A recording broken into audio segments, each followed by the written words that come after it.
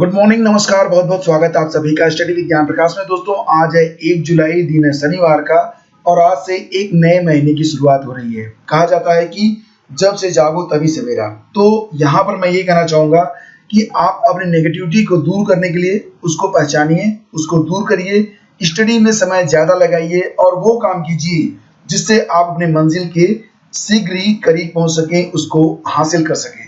तो चलिए शुरू करते हैं आज की मॉर्निंग न्यूज। सबसे पहले, विश्वविद्यालय की परीक्षा होकर रहेगी, ऐसा कहा है यूजीसी ने।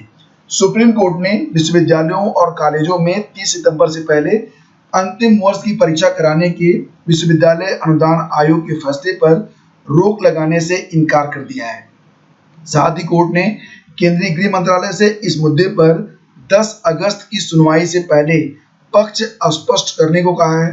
उधर यूजीसी ने एक बार फिर स्पष्ट किया है कि विद्यार्थी इस मुगालते में न रहें कि मामला सुप्रीम कोर्ट में है तो परीक्षा नहीं होगी, वो अपनी पढ़ाई जारी रखें। Justice Ashok Bhushan, justice R Subhash Reddy और जस्टिस एम.आर. शाह की पीठ ने शुक्रवार को परीक्षा रद्द करने की मांग वाली याचिका पर अंतरिम आदेश देने से इनकार कर दिया है। साथ ही महाराष्ट्र सरकार के वकील की राज्य आपदा प्रबंधन समिति द्वारा पारित 19 जून के आदेश को रिकॉर्ड पर लाने को कहा है।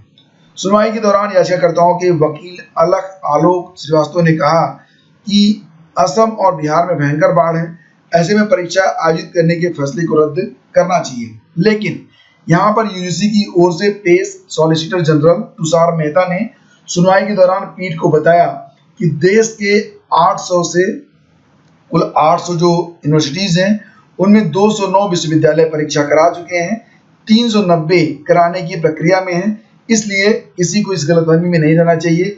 और कोर्ट जो है, मतलब कोर्ट ने भी ये टिप्पणी की है कि हम कोई आदेश पारित नहीं कर रहे हैं। तो यानी कि जो अंतिम वर्ष के स्टूडेंट हैं विश्वविद्यालय शिक्षा के अंतर्गत, उनको अपनी तैयारी को करते रहना चाहिए, उन्हें बैठना बिल्कुल भी नहीं चाहिए, क्योंकि इस बात के संकेत नहीं मिल रहे हैं कि परीक्षा रुकेगी। परीक्षा जरूर होगी, कब होगी ये तो विश्वविद्यालय तय करेंगे। फिलहाल आप लोग अपनी पढ़ाई को जारी रखें। और सुप्रीम कोर्ट ने BS4 वाहनों के पंजीकरण पर रोक लगा दी है। जस्टिस अरुण मिश्रा की पीठ ने शुक्रवार को कहा कि लॉकडाउन के दौरान बीके वाहनों पर फैसला आने तक BS4 वाहनों के पंजीकरण पर रोक रहेगी। पीठ ने वाहन डीलर संघ को मार्च के आखिरी हफ्ते में बीके वाहनों का ब्यौरा देने को कहा है। कोर्ट ने कहा कि वह लॉकडाउन अवधि में बेचे और पंजीकृत वाहनों के ब्यौरों की जानकारी चाहता है। तो पीठ ने खासतौर पर 29 से 31 मार्च के बीच BS4 वाहनों की बिक्री में वृद्धि का उल्लेख करते हुए कहा कि ऐसे लोगों पर सख्त कार्रवाई होगी। अगली सुनवाई 13 अगस्त को की जाएगी। कोर्ट ने BS4 वाहनों की बिक्री और पंजीकरण के लिए इस वर्ष 31 मार्च तक समय सीमा तय की थी। इस बीच लॉकडाउन को लेकर छूट का फायदा उठाकर 1,05,000 वाहन की जगह 2,55,000 वाहन बेच दिए गए थे। और बकरीद पर लॉकडाउन में नहीं दे सकते छूट। हाईकोर्ट ने कहा कि लगाए गए प्रतिबंध मनमाने और अकारण नहीं है। तो हाईकोर्ट ने ईद उल अजहा पर लॉकडाउन में छूट देने से इनकार कर दिया है। इसे लेकर दाखिल जनहित याचिका की सुनवाई करते हुए कोर्ट का कहना था कि कोविड-19 की वजह से लगाए गए प्रतिबंध न तो मनमाने हैं और न ही अकारण है। इनको लोक क्षेम और स्वास्थ्य के मद्देनजर लगाया गया है। संविधान में दिया गया धार्मिक स्वतंत्रता का मौलिक अधिकार निर्बाध नहीं है और राज्य को अधिकार है कि वह इस पर उचित प्रतिबंध लगा सकता है। पीस पार्टी के सदस्य और सर्जन डॉक्टर मोहम्मद अयूब की जनहित याचिका पर न्यायमूर्ति पंकज मित्तल और न्यायमूर्ति डॉक्टर YK श्रीवास्तव की पीठ ने सुनवाई की। याचिका कहना था कि 1 अगस्त को बकरीद है और कुर्बानी बकरीद का अहम हिस्सा है, मगर कोविड-19 के कारण राज्य सरकार ने गाइडलाइन जारी कर हर शनिवार और रविवार को लॉकडाउन का निर्णय लिया है। तो ढील की बात इसमें कही गई थी, जिस पर ढील देने से कोर्ट ने भी मना कर दिया है। इलाहाबाद हाईकोर्ट में 68,500 सहायक अध्यापक भर्ती में OBC के ऐसे चयनित सहायक अध्यापक, मतलब यहाँ पर जो MRC का प्रकरण है उस पर एक आदेश आया है कि जो OBC के कैंडिडेट हैं, मेरिट अधिक होने के कारण जनरल कैटेगरी में चले गए थे, उनकी वरीयता के जिले आवंटित न करने पर सचिव बेसिक शिक्षा परिषद को अवमानना का नोटिस जारी किया गया है। कोर्ट ने कहा कि यदि 18 अगस्त तक आदेश का पालन नहीं किया जाता तो सचिव बेसिक शिक्षा परिषद अदालत में हाजिर होकर स्पष्टीकरण दें कि क्यों न उनके खिलाफ अवमानना कार्रवाई प्रारंभ की जाए। बादल मलिक और 11 अन्य की अवमानना याचिका पर न्यायमूर्ति जे मुनीर ने सुनवाई की। याचिकागण के अधिवक्ता सीमान सिंह के मुताबिक याचिकागण ओबीसी कैटेगरी के अभ्यर्थी हैं और सहायक अध्यापक भर्ती में मेरिट में ऊपर होने के कारण जनरल कैटेगरी में चले गए, इसलिए विभाग ने उनको वरीयता वाले जिले आवंटित नहीं किए, जबकि उनसे मेरिट में काफी नीचे के अभ्यर्थियों को वरीयता वाले जिले दिए गए हैं। तो इस पर ये आदेश आया है इलाहाबाद हाई कोर्ट का। आंसर शीट बदलने के मामले में एक गिरफ्तार एलटी ग्रेड परीक्षा में 30,000 रुपए बचा था साल भर, पुलिस मामले में जुटी है। तो पूरा मामला क्या है? उत्तर प्रदेश लोक सेवा आयोग की 2018 एलटी ग्रेड जीव विज्ञान विषय की परीक्षा में धांधली का एक आरोपी सूर्यबली गिरफ्तार कर लिया गया है। वो लोक सेवा आयोग के गेट के पास से तब पकड़ा गया जब वो रिजल्ट से संबंधित कोई जानकारी लेने आया था। सिविल लाइंस पुलिस ने बताया कि मामले के एक अन्य आरोपी की तलाश की जा रही है। आयोग के अफसरों की ओर से मामले की रिपोर्ट फरवरी में सिविल लाइंस थाने में दर्ज कराई गई थी, जिसमें 2 परीक्षार्थी सूर्यबली और सुलेमान को धोखाधड़ी, कूप्रचना व अन्य मामलों में नामजद किया गया था। पुलिस दोनों की तलाश में थी। पुलिस के मुताबिक मंगलवार को एसआई भारत सिंह को सूचना मिली कि एक आरोपी सूर्यबली पुत्र रामकरण किसी काम से आयोग के पास आया है, जिसके बाद उन्होंने उसे गिरफ्तार कर लिया। पूछताछ में उन्होंने बताया कि वह हंडिया के चकिया कराने वाला है। यह भी बताया कि उसने 30,000 रुपए देकर सूर्यभान को परीक्षा में बैठाया था। और बात करेंगे 69,000 शिक्षक भर्ती के बारे में। तो 1.5 महीने बीत चुके हैं, पर यहाँ पर नकल माफिया चंद्रमा सिंह यादव और गिरोह के सक्रिय सदस्य मायापति दुबे का कोई सुराग अभी तक नहीं मिला है। कोर्ट बंद होने के कारण अन्य कार्रवाई भी नहीं हो पा रही है, जिससे मामला जो है थोड़ा सा अब ठंडे बस्ते में जाता नजर आ रहा है। 69,000 शिक्षक भर्ती परीक्षा पास कराने वाले गिरोह से संबंधित मामले की विवेचना 9 जून को एसटीएफ को हस्तांतरित की गई थी। इससे पहले सोराव पुलिस ने गिरोह के सरगना केएल पटेल समेत 12 आरोपियों को गिरफ्तार कर जेल भेज दिया था। एसटीएफ ने विवेचना शुरू करते ही मामले में फरार चल रहे नामजद आरोपी मायापति दुबे के साथ ही नकल माफिया चंद्रमा सिंह यादव और प्रतापगढ़ के दुर्गेश सिंह की तलाश शुरू की। जिले में उनके हर संभावित ठिकाने पर और आसपास जनपदों में भी दबिश दी, लेकिन अभी कुछ भी नतीजा नहीं मिला है। फिलहाल जो एसटीएफ के अफसर है वो क्या कहते हैं, इस पर ये लिखा गया है कि 1.5 महीने से ज्यादा का समय बीतने के बाद भी कार्रवाई आगे नहीं बढ़ने से भले ही सवाल उठ रहे हों, लेकिन एसटीएफ स्थानीय इकाई के प्रभारी एएसपी नीरज पांडे कहते हैं यह सही है कि फरार आरोपियों को अब तक पकड़ा नहीं गया है, लेकिन विवेचना के स्तर पर जो भी कार्रवाई जरूरी है वो लगातार चल रही है।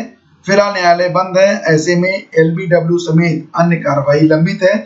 कोर्ट खुलते ही इसके लिए अर्जी दी जाएगी। दोस्तों, उत्तर प्रदेश लोक सेवा आयोग यानी कि यूपीपीएससी ने पीसीएस 2019 और सहायक वन संरक्षक क्षेत्रीय वन अधिकारी 2019 की जो मुख्य परीक्षा है उसको स्थगित कर दी है। पीसीएस मेंस अब 22 सितंबर से शुरू होगी और एसीएफ आरएफओ की मुख्य परीक्षा 15 अक्टूबर से आयोजित की जाएगी।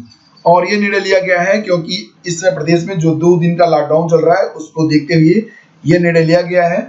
और आपको पता होगा कि पीसीएस की जो परीक्षा थी मुख्य परीक्षा वो 25 अगस्त से प्रस्तावित थी और एसीएफ आरएफओ की जो परीक्षा थी वो 19 सितंबर से होने वाली थी।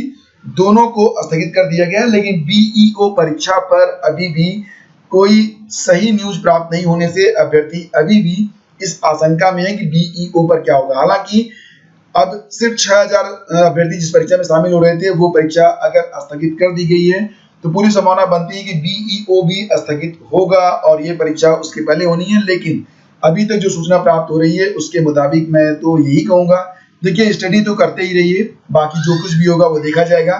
फिलहाल ये जो खबर है उसको आप लोग देख सकते हैं। यहाँ पर देखिए जो खबर है, खंड शिक्षा अधिकारी की प्रारंभिक परीक्षा के लिए उत्तर प्रदेश लोक सेवा आयोग का एक पत्र वायरल हो रहा है और ये पत्र आपने भी देखा होगा, जिसमें कहा गया था कि 16 अगस्त को प्रस्तावित बीईओ की प्रारंभिक परीक्षा सकुशल संपन्न कराई जा सके, इसलिए पर्यवेक्षक अपने जिले के नोडल अधिकारियों से संपर्क कर लें।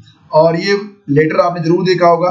हालांकि आयोग के सचिव जगदीश का कहना है कि परीक्षा निर्धारित समय पर कराए जाने के दिशा निर्देश दिए गए हैं। उधर अभ्यर्थियों का कहना है कि लॉकडाउन के कारण 25 अगस्त को प्रस्तावित जब पीसीएस की परीक्षा और 19 अगस्त को प्रस्तावित एसीएफ की परीक्षा को स्थगित कर दिया गया है, जबकि इनमें मात्र 6,320 अभ्यर्थी शामिल होने थे। तो और 25 अगस्त को शनिवार या रविवार भी नहीं है, उस दिन मंगलवार है। तो फिर 16 अगस्त को जब रविवार है तो बीईओ की प्रारंभिक परीक्षा कैसे कराई जा सकती है, ये सवाल अभ्यर्थी पूछ रहे हैं। फिलहाल मुझे भी लगता है कि परीक्षा तो टली जाएगी, लेकिन आप लोग अपनी स्टडी को जारी रखिएगा। जब तक ऑथेंटिक न्यूज नहीं मिलती है, हमें अपनी पढ़ाई को करते रहना है। इलाहाबाद विश्वविद्यालय में प्रवेश की आवेदन तिथि बढ़ाकर अब 20 अगस्त कर दी गई है, 31 जुलाई से 20 अगस्त। और क्रेट के लिए आवेदन करना चाहते हैं तो 28 अगस्त तक आवेदन लिए जाएंगे। इलाहाबाद विश्वविद्यालय में प्रवेश के लिए अब तक 2 लाख रजिस्ट्रेशन हुए हैं, 1 लाख फॉर्म कंप्लीट हो गए हैं फीस सहित। और क्रेट के लिए 1182 रजिस्ट्रेशन हुए हैं, 282 लोगों ने अपनी फीस जमा कर दी है। यूपी बोर्ड की परीक्षाएं इस वर्ष होंगी मार्च में, और प्रदेश में नियुक्ति के बाद होगा शिक्षकों के दस्तावेज का सत्यापन। तो खबर ये है कि माध्यमिक शिक्षा सेवा चयन बोर्ड से सहायता प्राप्त स्कूलों के लिए चयनित शिक्षकों, प्रवक्ता और प्रधानाचार्य की नियुक्ति के बाद उनके शैक्षिक दस्तावेज का सत्यापन कराया जाएगा। दस्तावेज सत्यापन के इंतजार में चयनित अभ्यर्थियों को नियुक्ति देने में विलंब को देखते हुए माध्यमिक शिक्षा विभाग ने यह निर्णय लिया है। विभाग की ओर से अपर मुख्य सचिव आराधना शुक्ला ने इसका शासनादेश भी जारी कर दिया है। तो अपर मुख्य सचिव के अनुसार शासन के संज्ञान में आया था कि बोर्ड द्वारा चयनित अभ्यर्थियों के प्रमाण पत्र के सत्यापन के इंतजार में जिलावार और विद्यालयवार नियुक्ति के आदेश जारी करने में विलंब किया जाता है। उन्होंने आदेश दिए हैं कि अब चयनित शिक्षकों, प्रवक्ता और प्रधानाचार्य की नियुक्ति में मतलब पहले उनको नियुक्ति दी जाएगी, उसके बाद सत्यापन होगा, सत्यापन के बाद वेतन स्टार्ट किया जाएगा।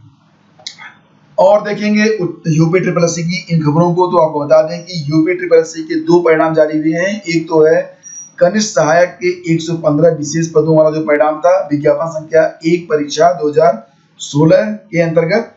तो जो अभ्यर्थी अब हिंदी और अंग्रेजी की टंकण परीक्षा टाइपिंग टेस्ट कर पाए गए हैं, उनकी सूची वेबसाइट पर अवेलेबल करवा दी गई है। और इसी क्रम में आयोग के विज्ञापन संख्या 13 परीक्षा 2016 के द्वारा सम्मिलित तकनीकी सहायक और सहायक अनुदेशक परीक्षा 2016 के अंतर्गत 16 भिन्न भिन्न प्रकृति के तकनीकी सहायक और सहायक अनुदेशक के 70 पदों के सापेक्ष सीधी भर्ती हेतु संपन्न लिखित परीक्षा और साक्षात्कार के आधार पर गोपन अनुभाग के पत्र 31 जुलाई के अनुसार कुल 48 अभ्यर्थियों को, जिसमें अनुसूचित जाति के 7, अनुसूचित जनजाति के 0, अन्य पिछड़ा वर्ग 10 को अंतिम रूप से चयनित घोषित किया गया है। तो ये दोनों जानकारियां नोटिफिकेशन आपको यूपी ट्रिपल एससी की वेबसाइट पर मिल जाएगी। और आपको चलते बता दें कि उत्तराखंड अधीनस्थ सेवा चयन आयोग में 158 पदों पर इसमें भर्ती चल रही है। आवेदन आप 14 सितंबर तक कर सकते हैं, लेकिन परीक्षा होगी दिसंबर 2020 में। वेबसाइट है sssc.uk.gov.in। योग्यता होगी इंटरमीडिएट पास, लेकिन टाइपिंग और शॉर्ट हैंड आपको आना चाहिए। तो फ्रेंड्स, ये थी आज की सारी update. Thank you so much for listening. Video पसंद आए तो लाइक और शेयर कर दीजिएगा। आप सभी का दिन मंगलमय हो। जय हिंद।